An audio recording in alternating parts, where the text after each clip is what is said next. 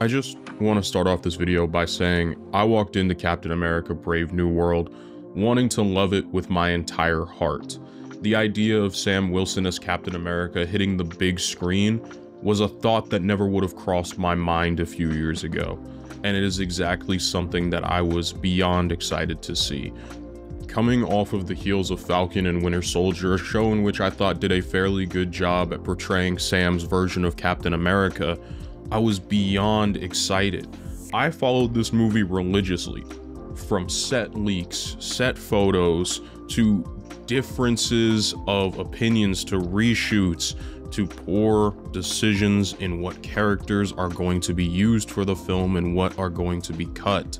I spent a long time waiting and excited for this movie, and so when I left it after just under 2 hours, I just felt really mixed, I guess, and it took me at least a few days to compose my thoughts. I'm gonna go ahead and give a spoiler warning real quick because I don't plan to hold anything back from my thoughts, and of course the movie just dropped, so if you really do want to go see it, I encourage you to go watch the movie, form your own thoughts and opinions about it, and then come back and watch this video whenever or never. It's gonna be okay. Despite the title of this movie being Captain America Brave New World, I don't feel that the movie in and of itself was very brave, and part of that might simply have to do to the fact that this movie went through reshoot hell. And one character in particular should have been cut completely. Let's address the elephant in the room, and that is Sabra, Captain Israel herself. She shouldn't have been in the movie to begin with. It almost feels like a bit of self-sabotage that Marvel would want to put this character into this movie to begin with, and not to mention the fact that she just doesn't fit anywhere in this movie that involves the Serpent Society, that involves Red Hulk, that involves bringing back the leader from 2008's Incredible Hulk, that involves dealing with the fallout of a literal celestial being in the middle of the Indian Ocean. But no, in all of that, they had to bring Sabra for no reason, and it is so very clear that they cut a ton of her scenes, because if you cut her out of the movie completely, nothing changes. If you replace her with another random Marvel character, nothing changes. And I think that's like really frustrated me. As for the movie itself, I think it struggles a little bit from Spider-Man 3-ism, where there's just too much going on and not enough time to properly go through it all. I think the thing that frustrated me the most was that part of this almost felt like a Hulk movie, except Hulk wasn't the main character. And that's ironic to say considering my love of Hulk on this channel specifically, but the entire movie's central villain is the leader from 2008's Hulk movie, like that end credit scene. It's a callback to that, and of course, you know, the blood dripping into his head. It also features heavily with General Ross being president, which I think totally could have worked for a Captain America movie. The idea of Captain America going up against a corrupt government is not exactly out of the fold, except this time instead of Hydra, it would quite literally be the President of the United States. The whole idea is that Ross locked the leader up in a prison and ultimately decided to use him as a living think tank, not only to help save his life because he was dying, but also for the motivation of getting to be the president of the US. Again, all of this is to prove to Betty that he is a far better person than he was supposed to be, which, again, General Ross's backwards thinking I think is a great character flaw, and I find it wonderful. I also find the idea that General Ross is trying to change and be a better person is a cool character gimmick, but at times in the film, it almost feels like they had originally written him to be like the main villain, and at other parts he's like really sympathetic, and so it's almost hard to decipher whether or not at one point in the movie script he was this true bad guy and at other points during reshoots he wasn't. For example, one of the better performances in this movie done by Giancarlo Esposito was, of course, everybody's favorite unknown villain until he played it, Sidewinder. Sidewinder basically took Seth Rollins' role as the leader of the Serpent Society. That was almost completely non-existent in this movie. Like, they're only ever mentioned, and all we see is Giancarlo, and that's it. Falcon Joaquin Torres, which if you are familiar with that character from the comic books, he gets experimented on by the Serpent Society and he gains literal genetic wings. That's not an element at all. Joaquin Torres in this film, he is like the funny side character. He does a great job. He's hilarious, but he's nothing like his comic book counterpart, and he's far more about flying through the air using the exact same tech that Falcon used in everything prior to getting his new Captain America suit in the Disney Plus Winter Soldier and Falcon show. Dude, I get that mixed up so often. But that is all besides the point. To what I'm really trying to get at here is, it almost feels like at some point they decided to scrap the original idea and still kept scenes in from the OG script and just cobbled it together. And for a movie that, in my opinion, feels like it is strung together by loose threads, it does look phenomenal. And it's definitely not hard to follow as far as films go.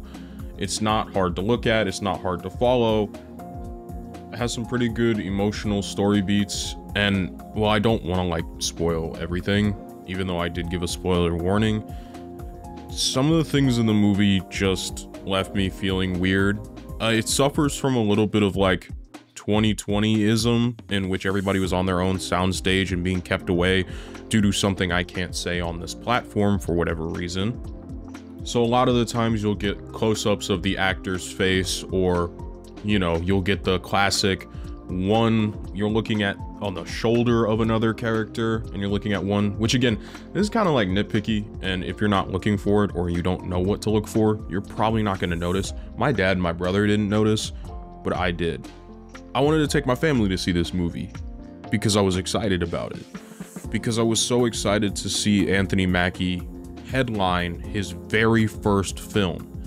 Anthony Mackie has been in so many of the films that I've watched growing up, and he's always done an amazing job. So to finally see him headlining as the star of the film, I was excited.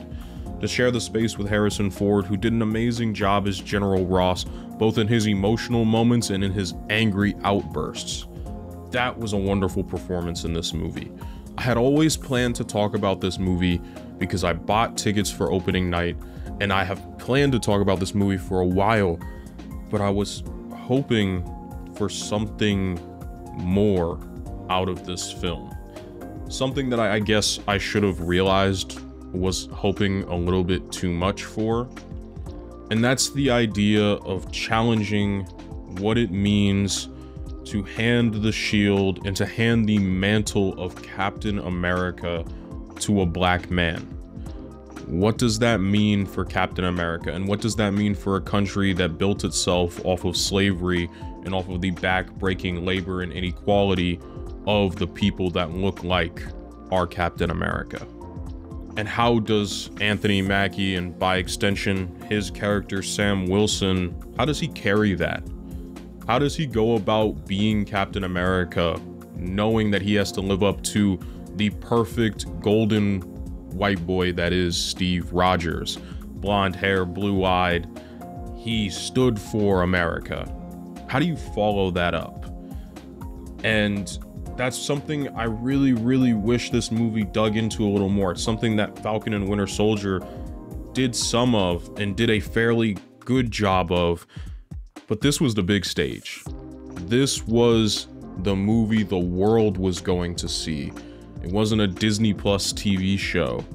This movie has an opening night box office of, I think, close to like almost 300 million worldwide, something ridiculous like that. Fact checking myself in editing, it's 200 million. I mean, come on, dude. This is your reputation here.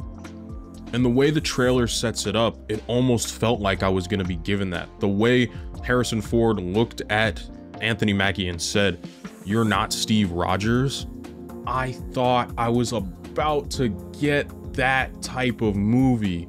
That challenging ideation of Sam can't be Captain America, that he'll never be Steve Rogers, he'll never be the face for hope that we all want to see. And I was really hoping this movie would challenge that more. And when we got a few lines here or there, But ultimately, the movie does nothing with that idea. Doesn't even treat that idea with any sort of care, which is odd because it almost sets up like it is going to, and then it just drops that subplot. Part of this might have to do with the fact that this movie went through reshoot hell. Basically went through 2 separate reshoots. It was a struggle of a set, and it's very clear the people behind it had passion, had love, and had care for the characters. When I hear Anthony Mackie talk about what it means to be Captain America, that is exactly what I want to hear from the person playing Captain America. And it's something Marvel should really look into before, you know, I don't know, letting somebody voice act Spider-Man. I guess what I really wanted from this movie was a deep delve into what it means to be Captain America to an American populace that, I'll just be real with y'all, doesn't want to see a black Captain America. That's just how it seems to be sometimes, especially in this space, this nerd space. Because unfortunately, as much as I don't really mess with my comments unless they're overtly hateful, YouTube doesn't even keep a lot of these comments up or leaves them under review, especially when I talk about these black superheroes, especially when I talk about Miles Morales on this channel. Even though those videos have not gotten a ton of views, they get a lot of hate and vitriol because Miles can't be Spider-Man. Sam can't be Captain America. Too loud, too proud, too ghetto. I wanted a win for this category so badly. I wanted Sam Wilson to stand up in front of the President of the United States and proclaim that he is Captain America and that nobody could ever take that away from him. And well, they do kind of do that. It's not really to the extent that I would have liked. And I think it's because I came in wanting more from this movie than Disney would probably ever allow me to get out of Sam Wilson's Captain America, out of a black Captain America. And to some of you, that what I just said makes sense, and to others it doesn't. I remember it was 2013, give or take. I was playing Batman Arkham Origins on my Wii U, and I remember getting to one of the final boss fight arenas of the game, and it was just filled with, you know, generic thugs that you beat up on and that you fight. And I got to a point in the middle of the game where I kind of paused and I looked at my dad and I asked him, "Dad, why do all the bad guys look like me and you, and all the good guys look like Mom? My mother is white. My dad is black." And my father just looked at me, I was about 8, give or take, and just told me to play the game. That was the first time I was able to recognize that people that looked like me weren't really being perceived as superheroes. Even on my video games, I recognized that. I was 8 years old. So when I see Sam Wilson's Captain America stand proud and tall as a black man, that means something to me. That means the world to me. And that's what, and maybe in me sharing that story, it will help to contextualize why seeing a black man play Captain America is so important to me and to a lot of people that look like me and that grew up like me. But, you know, maybe it doesn't, and maybe I'm not the right channel for that. Why I wanted to love this movie so badly. And it's why I, despite all of my misgivings, poor choices the movie has made, it's part of the reason that I love it so much. I've seen this movie twice now. I went opening night and I literally went and watched it today because I like this movie.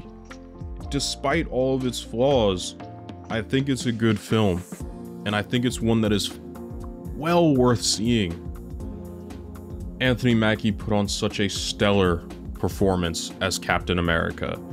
All of the pieces around this movie were so close in making it great, and I feel like with subtle small tweaks, like real conceivable things that could have happened for this movie, such as like cutting Sabra out because it literally feels like weird filler, and doing more work revolving camera shots.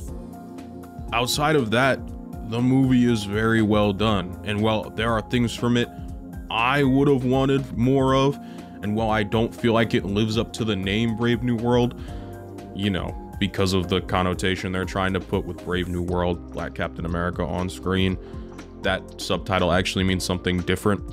That's inside of the context of the movie, but that's how, again, I interpreted it. And with all that being said, fuck the people who say Miles Morales can't be Spider-Man. Fuck the people who say Sam Wilson can't be Captain America. This is America.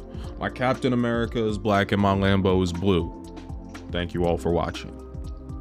Man, that would have been a really cool note to end the video on if that was like the end of the video.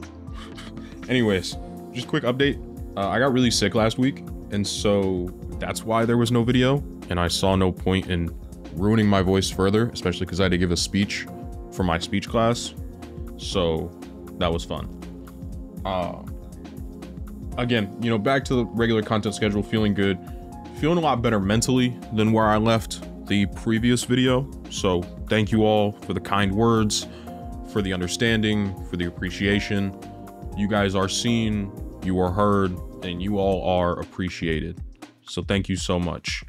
Thank you all so much for watching. If you want to like the video, please leave a like, helps out the channel a lot. If you want to dislike, tell me down below in the comments. If you want to sub, it's free, you can always unsubscribe later. If you want to join my Patreon, it's $1 a month. You get to see my videos early, unedited, and of course, you'll get access to the Discord where you can not only talk to me, but other people who watch these videos. So yes, I do have a Discord. I just do not really want a lot of trolls in it, so I kind of just put it behind Patreon. It's just kind of how I did it. If you're in the $5 above tier, I will shout you out at the end of each and every one of my videos, just like these lovely people right here. So without further ado, shout out Oscar, shout out McGann, shout out ES Frosty 13, shout out Gabriel Lafonte, Transgers1, Video Gamer 75, shout out Golden Boy 420, Dakota Ross, and Donovan Gomez, and MC Bomb 27. You all are amazing. Hope you all have an absolutely fantastic day.